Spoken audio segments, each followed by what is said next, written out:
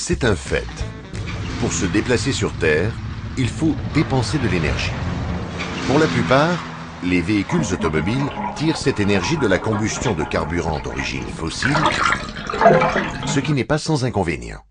En effet, cette combustion dégage notamment du CO2 qui participe à l'augmentation de l'effet de serre, donc au réchauffement de la planète.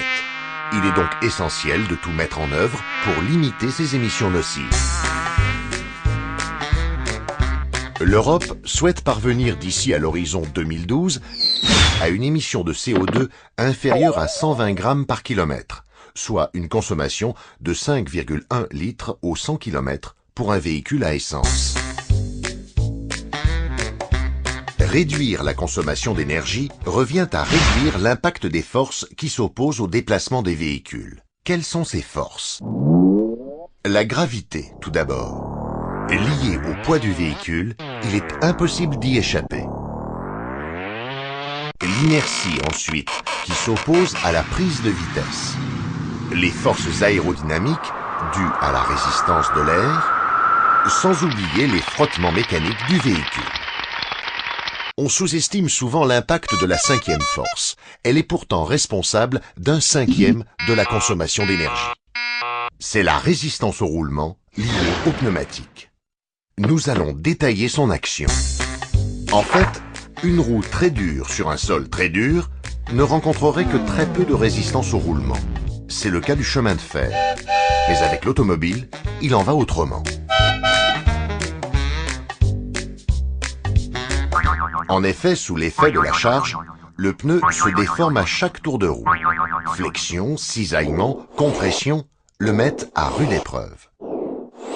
La souplesse du pneu crée une aire de contact avec le sol où naissent également des déformations d'amplitude plus limitées, là où la gomme épouse les rugosités du revêtement routier.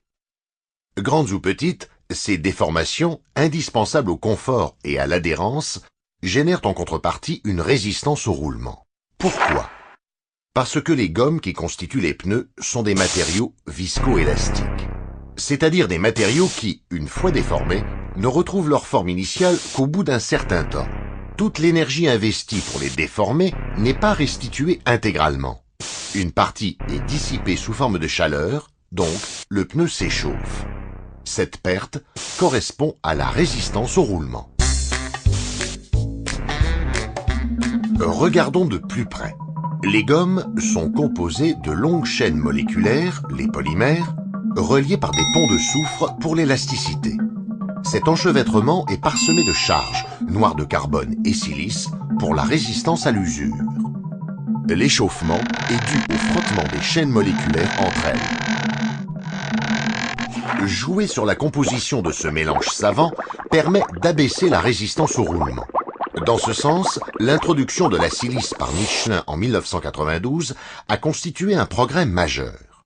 C'est ainsi que la résistance au roulement est aujourd'hui 3 fois moindre que pour les premiers pneumatiques. D'autres facteurs influencent la résistance au roulement. Ainsi, un pneu de grand diamètre à profil plat, comme un pneu de camion, oppose moins de résistance, toute proportion gardée, qu'un petit pneu à profil bombé parce qu'il se déforme moins. Notons également qu'un pneu sous-gonflé, donc plus déformable, consomme plus. Concrètement, avec des pneus Michelin à basse résistance au roulement, le gain équivaut à un allègement de 100 kg pour un véhicule de 1 tonne.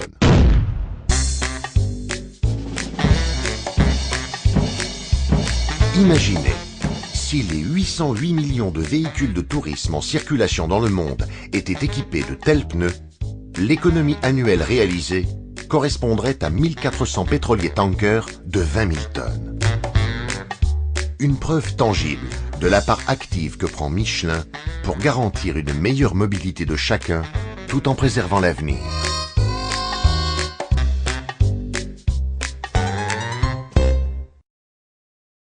Michelin, une meilleure façon d'avancer.